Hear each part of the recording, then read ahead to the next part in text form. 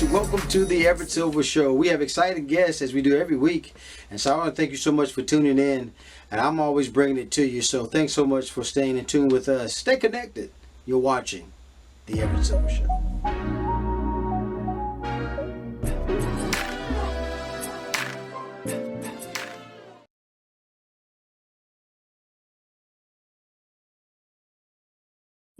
All right. Well, folks, I want to begin to say I want to welcome my special guest, and I'm just so privileged to have it because I'm always intrigued. But I have the one and only Barbara Butchers here with us. I've read your extensive profile, Barbara, world-renowned expert in this medical, legal, death investigation. I think I read somewhere 680 homicides you've covered, but was only the second woman to be hired for the role of death investigator in Manhattan, and the first to remain in that position for about 3 months. I thought it was something, but you've covered, Barbara, from 9/11 to the 2004 Thailand tsunami, also the London underground bombing, as well as the crash of Flight 587. I got to first of all start to ask you, what is it about Barbara that really causes you to be intrigued by your interest in deaths? You know, I wish I knew. It started very early. When I was 10 years old, I had a chemistry set, a dissection kit, and a microscope. And the kids in the neighborhood would bring me roadkill. And I'd open Mm, up a raccoon and say, oh, look, the rib cage is crushed, the lung is right. hemorrhaging, and on the outside, we see little squiggly black lines. This raccoon was run over by a car, and they go, ooh. And it's an insatiable curiosity, the need to know. So when I go to a case, oh my God, I am exposed to so much, not just how a person died, but how they lived. And that's a privilege to see into someone's life. So my curiosity is boundless. And this is a job that I love, absolutely love. Well, now let's just talk about and get into Oxygen's true crime that has this new series that's kind of going to be, I guess, premiering this Saturday or this weekend, I believe, on the 27th. But the death of an investigator talks about through the lenses of Barbara. Barbara, there are many times I'm oftentimes wondering, have you ever just come up to something that when you've seen something that just blows your mind through covering it? Absolutely. When I started out in 1992, there were in New York City, we had 2,400 homicides a year. They would just come in two and three a day. It was crazy, but most of them were drug related. So there were shootings. As things changed, I started to see more personal homicides. Now, Hmm. see more political homicides, shooting an executive for a medical insurance company because you don't like drug prices and things like that. I see so many changes in crime, but one thing is always the same. There is a victim there, and that victim is a universe unto themselves. They have mother, father, sisters, brothers, wives, husbands, children. They have a universe that is affected by this death. And it's my job to go in there, get the forensic evidence, and absorb all the information so that I can tell the story of what happened.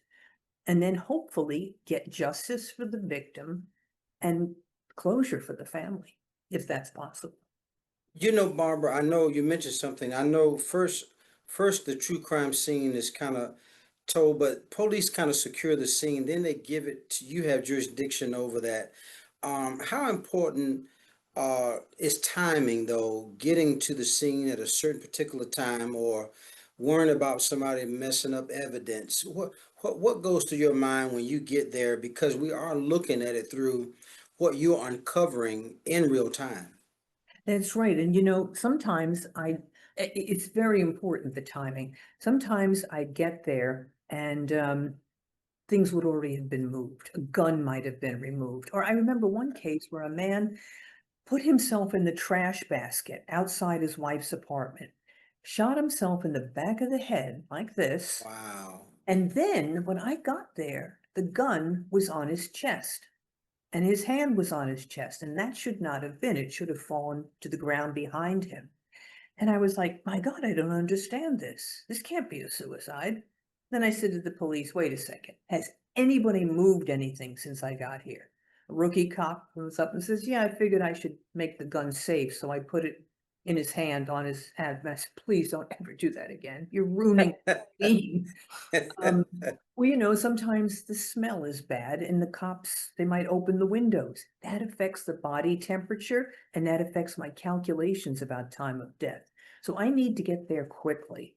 And in the old days, police would start their investigation and then they'd say, "Oh, yeah, yeah, we got to call the medical examiner. We need death investigator here."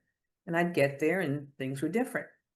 Then it very quickly became a rule that is, look, as soon as you get the case, call me, please.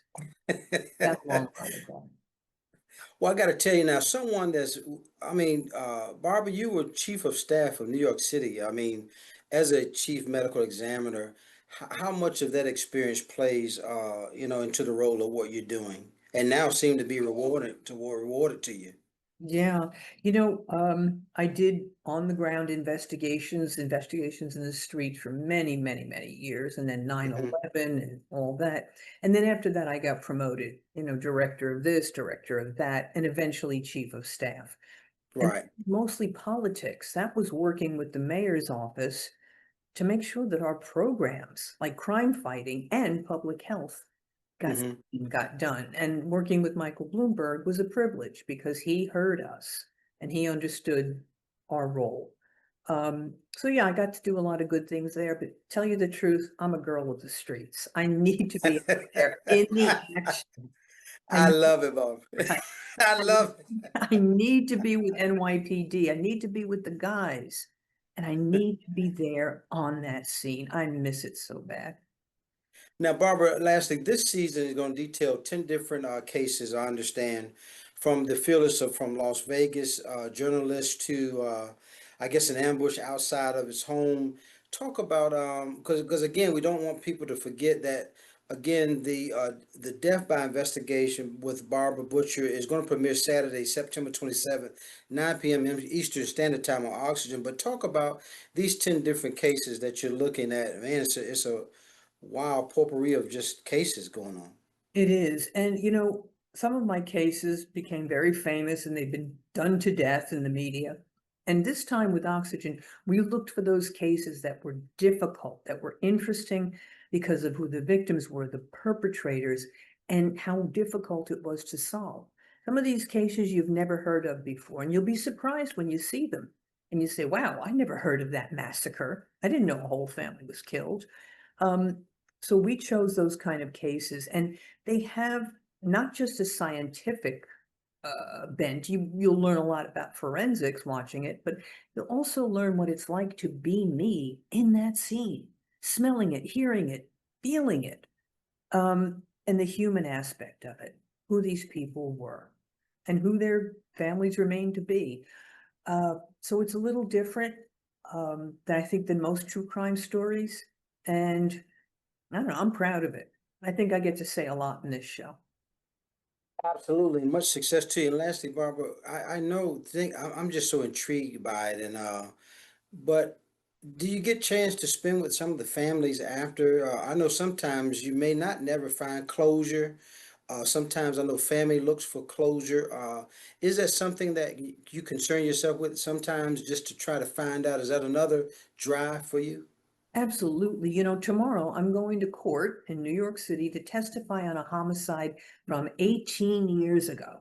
A mother and Mm. daughter were killed in the most senseless, stupid way. And I suspected a person. And it took all these years later to find out, yes, this is our prime suspect and we're on trial now. And yeah, I get to go back and revisit those things and continue learning from them. So this story never ends for me. I can't wait to see and follow your intuitions of some of these cases. I saw a little bit of the trailer. I mean, it is really intense. I don't really know how you walk on some scenes, Barbara, without gagging. I mean, I'm just trying to make light of the situation, but it's some horrifying. You have walked up on some horrifying scenes that I know that, and thank you so much for being able to bring something like this to television where we can see and you break it through your lenses. And so, are there any last minute things that you want to say? And again, we'll reiterate that I'm looking forward to this awesome series. Again, guys, the Deaf Investigator with Barbara Butcher premieres Saturday, September 27, 9 p.m. on Oxygen. Any last minute things, Barbara? I just a pleasure to have you on the show today and just to talk about it. But any last minute things you want to share? Yeah, every single person on this earth is important. Each person's a universe. I hope we all learn to know that, and maybe we get something out of this series. We learn something, not just the scientific, but the emotional stuff too. It's a Mm. journey, and I hope I can take my viewers on that journey. I'm proud to do this show. The Death of Investigator with Barbara Butcher series premieres this Saturday, September 27, 9 p.m. guys on Oxygen. What a wonderful privilege to have Barbara Butcher on with us. Barbara, thank you so much. And my heart is just glad that you took time to do the show with us today. And thank you so much for doing it. Thank you, Everett. It's been a pleasure and a privilege to talk to you. All right, Stay we see you. stay safe. Yes, man. See you later. Well, guys, thanks so much for tuning into the Everett Silver Show. Stay tuned. Don't turn that dial because we got more exciting guests right here on the Everett Silver Show. Be back in a moment.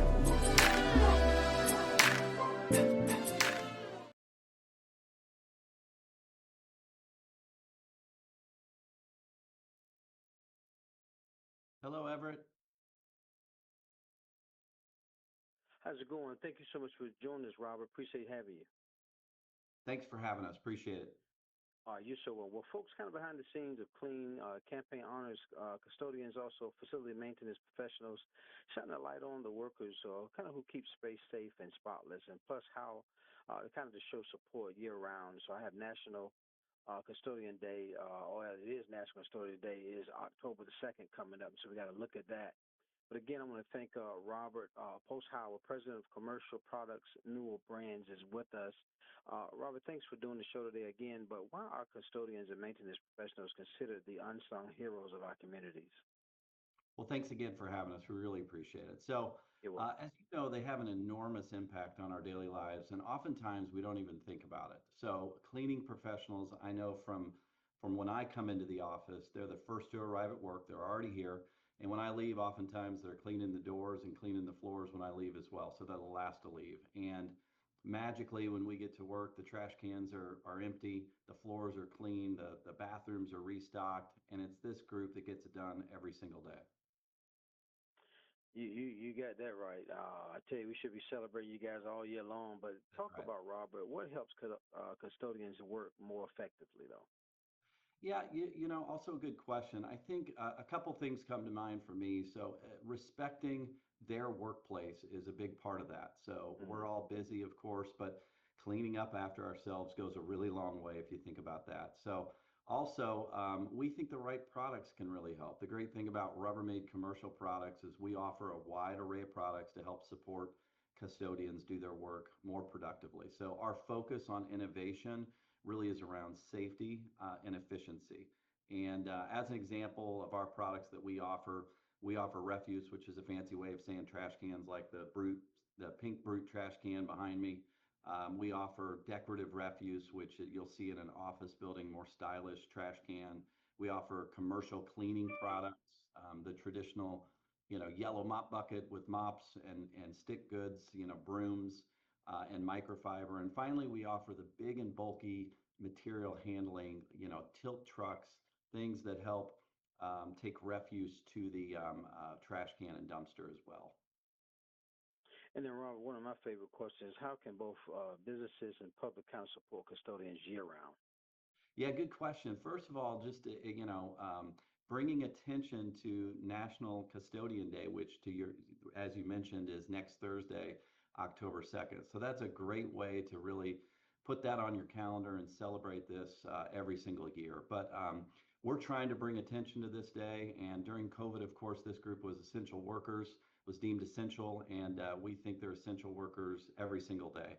And so just acknowledging the work that they do, and thanking them, and maybe get to know them a little bit, just like you do your other coworkers. So we have, I know in our break room, we have celebrate birthdays all the time, and we celebrate our custodians' birthday as well. So knowing their names, saying thank you, and slowing down to have some fun with them on their important days, I think is some good tips for everybody.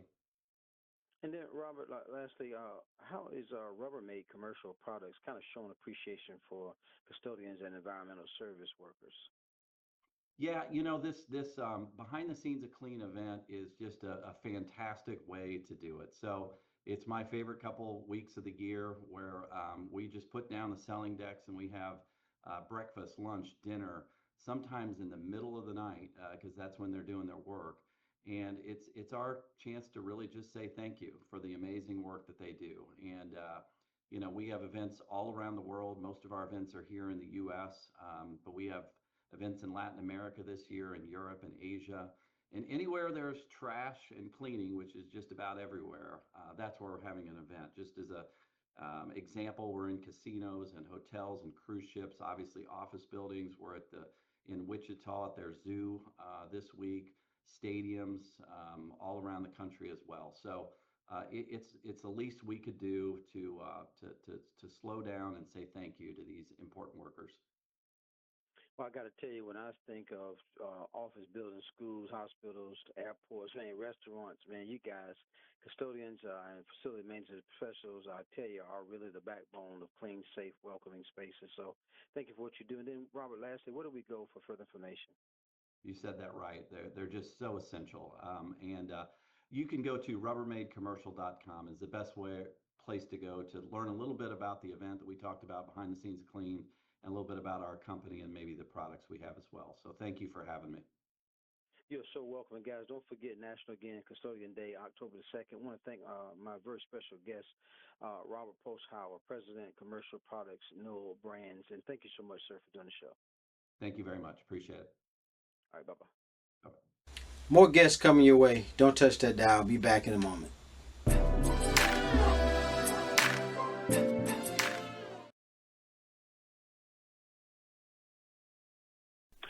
September, guys, is kind of Blood Cancer Awareness Month, and for patients living with large B-cell lymphoma, one of the most commonly diagnosed blood cancers, the uncertainty of whether their cancer may return can create enormous anxiety. And now a new clinical trial is testing the use of a simple blood test, I should say, to predict who may relapse and offer the one-time dose and an innovative new cancer treatment to prevent what's called a relapse before it happens. Now, joining us today is Dr. Yuliya Linhares is here, lymphoma specialist at Miami Cancer Institute. Kind of share what some of the breakthrough research could mean for patients and their families. Dr. Linhares, talk about, for those who may not be familiar with the large B-cell lymphoma or LBCL, and why is a relapse such a challenge for patients? Large B-cell lymphoma is one of the most common blood cancers out there, and it is very treatable. But unfortunately, after initial chemotherapy response, after initial remission, about 1 in 3 patients will relapse. Their cancer will come back. Unfortunately, we do not have a good way to identify whose cancer will come back and when. So what we do now is watchful waiting. Basically, physicians follow patients with physical exams and scans to wait for the relapse to happen. So in order to address this issue, we are conducting Alpha-3 trial. Now, Dr. Linhares, talk about a simple blood test can spot tiny traces of cancer left after treatment. Now, helping predict who's most likely to relapse or have their cancer return. How does it work, and why does it matter? So imagine cancer as a field of weeds, and we're using chemotherapy, basically like a weed killer, to eradicate cancer. It appears gone after treatment, but in the soil, there's still some seeds, weed seeds, cancer cells left over. And those leftover cells can generate the relapse, so the whole new cancer growth. So currently, we don't have good ways to detect these residual cancerous seeds that are left after treatment. So we're addressing that with a minimal residual disease testing. So minimal residual disease test is a blood test that detects cancer signature in patients' blood at the lowest level of cancer presence. When this cancer signature is positive, so minimal residual disease is positive, it means that this patient is at a very high risk of relapse. So the next question is, do we really need for this cancer to completely come back to treat it, or can we prevent this relapse from happening? And that's again what we're addressing in ALPHA3 trial. Now, Dr. Linhares, the ALPHA3 trial is also testing a CAR T-cell therapy called cema-cel. How does the therapy work, and how is it different from traditional treatments? In ALPHA3 trial, patients who are known to have positivity for minimal residual disease, therefore are at a very high risk of their lymphoma, of their cancer coming back, receive one dose of a ready-made off-the-shelf CAR T cells, cema-cel. Cema-cel is a type of immunotherapy called CAR T cells. This immunotherapy is made of immune cells that are trained to specifically recognize and very effectively kill cancer cells. So what we're attempting in this trial is to eradicate cancer before it comes back with this highly selective targeted immune therapy. And then, Dr. Linhares, if successful, how could this approach change the way we treat lymphoma in the future? This is a revolutionary approach where instead of waiting for cancer to come back and not knowing in whom and when, we are attempting to detect and recognize who is at the highest risk of relapse with the minimal residual disease testing, and then treat the cancer, residual cancer, before it comes back in full force. And then lastly, Dr. Linhares, where can patients and caregivers go if they want to learn more about this trial? Patients and caregivers should go to alpha3.com for more information. I want to again thank my special guest, Dr. Yuliya Linhares, lymphoma specialist at Miami Cancer Institute. Thank you so much, Dr. Linhares, for doing the show today. Thank you. More guests coming your way. Don't touch that dial. I'll be back in a moment.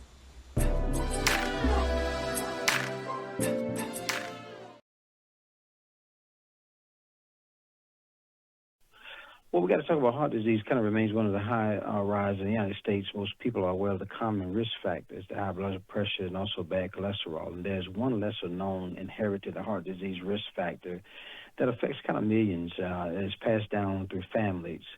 It's called lipoprotein, LP, I guess, another way to say it. Experts saying high level kind of independently increase the risk of having heart event, such as a heart attack or a stroke. And join us today is Dr.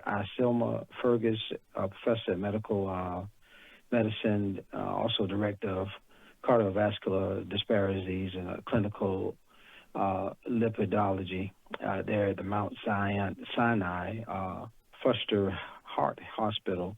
Lynn also is living and joining her, living with LP, and kind of talk about the hidden heart risk that we should know about. So with that being said, Dr. Fergus, can you explain what is LP, and then why is it something that people should be paying attention to? Absolutely. I'm happy to be here on your show, Everett, to bring some information about lipoprotein A and increasing heart awareness risk factors in partnership with Novartis. I'm a paid consultant with Novartis, and I hope to shed some light on lipoprotein A. So lipoprotein A is a molecule that is found in the blood. It is composed of fat and protein, and it's a transporter of fat and cholesterol. When it's elevated, it is bad. It can line the arteries of your vessels, and it can lead to blockages, which can then result in heart attack and stroke. As you said before, it is genetically predetermined, 90% inherited. So it comes down from family members. And if it's elevated, it can end up becoming a problem later on in life, as we just discussed. Now, Dr. Fergus, if someone wanted to kind of find out their LP level, what would be that process? What would that look like? And what do you recommend? Who do you recommend, I guess, getting tested? And is it part of the standard blood work, or sometimes they need it specifically to ask for it? So I think that's an excellent question. It is a simple blood test. However, it's not part of the routine labs that are generally checked. And so this is an additional blood test that's simply for the levels in the blood and to find out whether they're elevated. Specifically, if the numbers are greater than 125 nanomoles per liter or 50 milligrams per deciliter, this is considered to be elevated. And then your doctor or your provider would then intervene upon a treatment plan that would, ensure that you're being optimally managed for heart disease. Your other question was who should be tested. So if you have a family history of heart disease and early family history, which means that a male member of your family having a heart attack or stroke earlier than age 55, or a female member having the same before age 65, that is an independent risk factor of early heart disease. If you have yourself elevated risk factors or risk factors for heart disease, or if you've had already at a younger age a heart attack or stroke, or if you're aware of any family members who have a high lipoprotein A, all of these people should go ahead and try to get a blood test so that you could see where your number is. And then, Dr. Fergus, what questions, though, should people be asking their doctors to kind of manage those potential heart risk factors, and especially those who have family history, heart attack or stroke? So again, great question. Lipoprotein A itself specifically is not lowered by a particular medicine, but you want to manage the other risk factors. So what you want to do is ask your doctor, how best do you optimally manage your other risk factors, such as hypertension, managing your weight, managing your diet and lifestyle. So you want to ask your doctor about that. The other things you may want to ask about is, who should be tested in your family? Should you get every family member tested? You want to be an advocate to ensure that, everyone is being tested and being recognized if they have this particular elevation in lipoprotein A. And Lynn, thank you so much for sharing your story today, but giving us the opportunity to hear. But how, when you first learned, of this LP level, what was your experience like since learning the information? For me, my journey started last March. I woke up and had some tightness in my chest and trouble breathing, tried to ignore it. And then my family convinced me to go to the ER. I was stunned to have learned that I had a mild heart attack. I don't have any of the risk factors typically. I don't have high blood pressure or high cholesterol. I luckily had a cardiologist who was on call at the time who had a lot of younger patients and was very familiar with lipoprotein a. So had me tested for it and my levels came back quite high. I was shocked. I had never heard of it before. Was shocked to learn that it was hereditary as well. So I'm really happy to be here partnering with Novartis today to help spread the word, because there wasn't a lot of information out there when I was diagnosed. So I have, since my sons have been tested, my sister's been tested. So luckily they're okay. But it's been a journey, but it's manageable as long as you work out a treatment plan with your doctor. Now, Lynn, also, why is it important for you to kind of share your personal story, and then what do you hope others will take away from it? It was important for me. Like I said, I had to have my sister, had to get tested, and my sons. So for me, it's important to get the message out because there really was no information out there. No one in my life had ever heard of this before.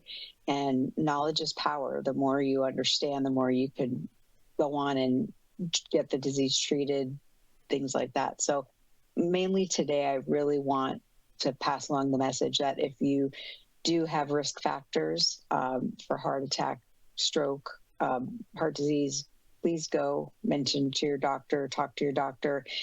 If you do get tested and you're high, make sure your family members are also getting tested as well. But the number one thing would be to talk to your doctor if you have any questions. And then lastly, Dr. Fergus, where do we go for information for someone want to learn more about this? That's most important. So if you want to find out more about lipoprotein A, simply visit the website whatislpa.com. Again, whatislpa.com. Q. I want to thank again Dr. Isilma Fergus and also Lynn for being a part of the show today. And thank you so much for this information.